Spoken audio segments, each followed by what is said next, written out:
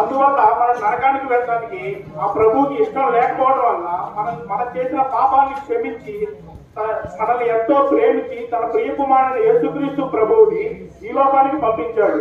యేసుక్రీస్తు ప్రభు పరిశుద్ధమైన రక్తము మాత్రమే చిందించబడాలి. ఆ పరిశుద్ధమైన రక్తము ఈ భూమి మీద ఎక్కడ ఎవరి దగ్గర కూడా లేదు. और ये पाप मिटाने के लिए आपको एक पवित्रता की जरूरत है, पवित्र लहू की जरूरत है, और वो पवित्र लहू आप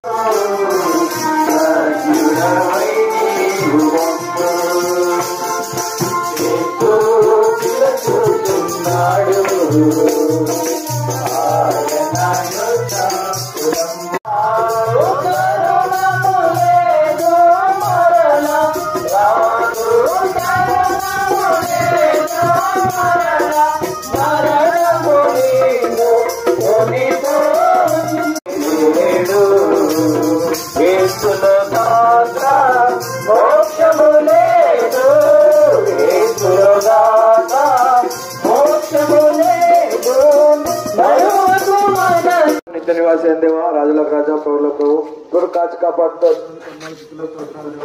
ప్రభు ముందుకెళ్తుండో సాయం చేయండి ప్రభావ. చెప్పండి వాక్యం మీరు గట్టి పనులు చేయండి ప్రభావ.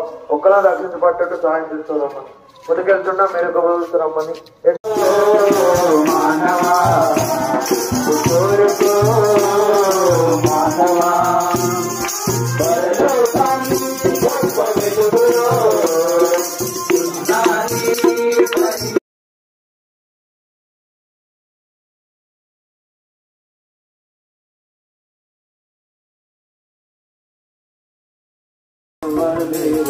పాపులైన మనలా రక్షింప వేరెవరు లేరు.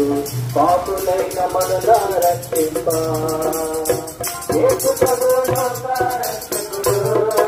ప్రభువా తండ్రి, ప్రకటించడానికి ప్రభువా తండ్రి యొక్క వీధిలోనికి వచ్చి ఉంటుండగా ప్రభువా తండ్రి నీ యొక్క సువార్తను ప్రభువా తండ్రి విత్తుచూ ఉంటుండగా ప్రభువా తండ్రి నీరు కట్టి ఫలింపజేస్తురండి.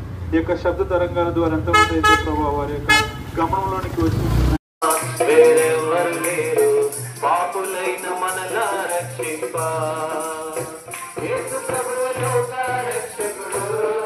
వేరెవరు లేరు.